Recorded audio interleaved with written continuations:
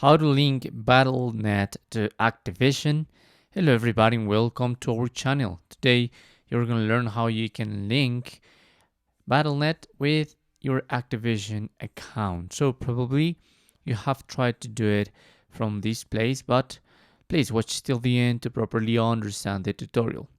Why? Because if you go here into your profile and go into account settings, you're gonna find in the left menu uh, an option connections, and you have these options but not others. So I recommend you to go and do it from activision.com.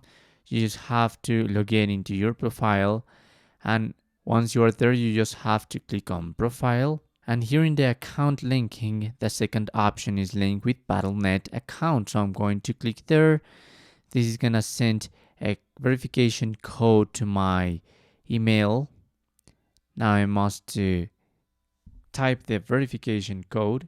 I'm gonna submit it right now, again into the link account, and this will take you to Battle.net to verify your information. Okay, so I'm going to click on continue, and now because my Battle.net account was already opened, so these automatically create the link between Activision and Battle.net, and that's how you can do it. That's how you can link Battle.net with Activision.